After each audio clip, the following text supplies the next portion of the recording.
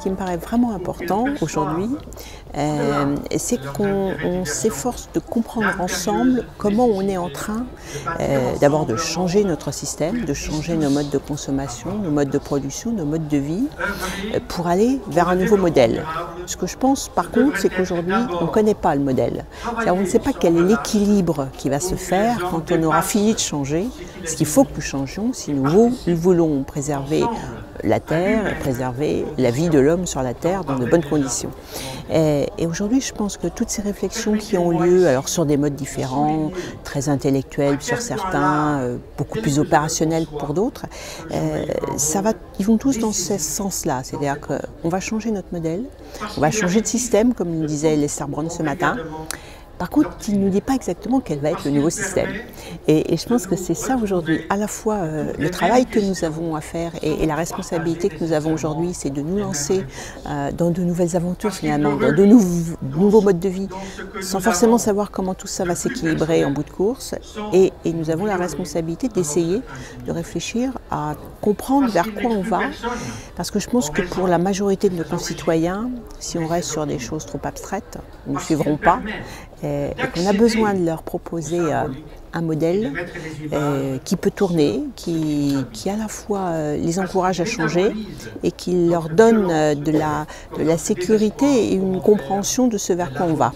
Et je pense qu'aujourd'hui on est dans cette période-là, très originale, hein, c'est quand même pas très classique de se trouver dans cette situation-là, et à la fois très mobilisatrice pour les uns et les autres, d'avoir besoin à la fois de faire des choses et puis de réfléchir pour savoir vers quoi on va. Je crois que c'est bien la question qu'il faut qu'on se pose. Il faut surtout qu'on change l'héritage par rapport à ce qu'il pourrait être si on ne faisait rien.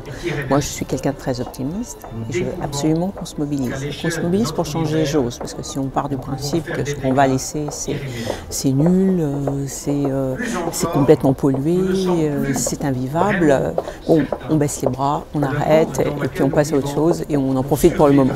Donc c'est vraiment pas ça qu'il faut qu'on fasse. Il faut qu'on soit à la fois conscient des difficultés dans lesquelles on est aujourd'hui et de l'état du monde dans lequel il est aujourd'hui, pour faire en sorte que justement l'héritage qu'on laisse à nos enfants soit vivable, avec les bons comportements, avec le début de la dépollution, avec la lutte contre le changement climatique. Simplement, ce sont des actions qui doivent prendre du temps, qu'on ne va pas régler même en une seule génération, c'est clair. Donc il faut lancer la dynamique, il faut être responsable aujourd'hui pour que nos enfants le soient aussi et qu'au bout du compte, on retrouve une terre agréable à vivre avec des modes de vie qui soient aussi plus humains que ce qu'on a aujourd'hui.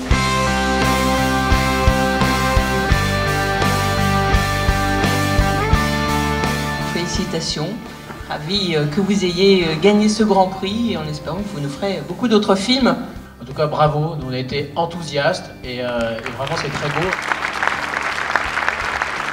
En fait, RTL2 a décidé de s'associer à ce Big Green Festival parce qu'on trouvait que les valeurs qui étaient véhiculées par le festival correspondaient à ce que sont nos valeurs aujourd'hui.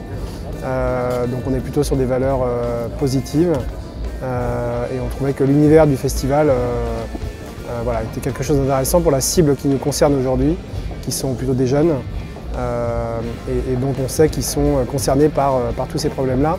Donc c'est pour ça qu'on a vraiment décidé de s'impliquer dans ce festival et on a pu voir que les résultats étaient assez probants parce qu'il y a, je crois, plus de 100 films envoyés avec 5 films élus qui a priori sont de assez haute volée.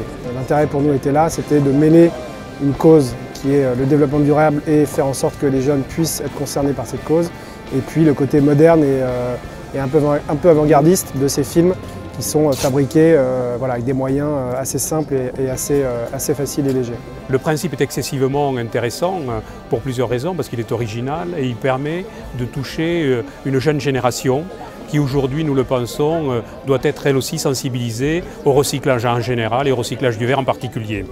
Donc les films sont des films qui sont très intéressants, qui mettent en avant la problématique ressentie par les jeunes. Moi je trouve qu'ils sont excessivement matures et en tout cas ils démontrent la sensibilité à tous les problèmes de développement durable. On pense une prise de conscience, surtout dans les foyers en fait, parce qu'autant les jeunes ils sont sensibilisés à cette cause, mais les parents, les grands-parents pas forcément. Quand on voit les comportements gâcher l'eau, laisser la lumière, etc.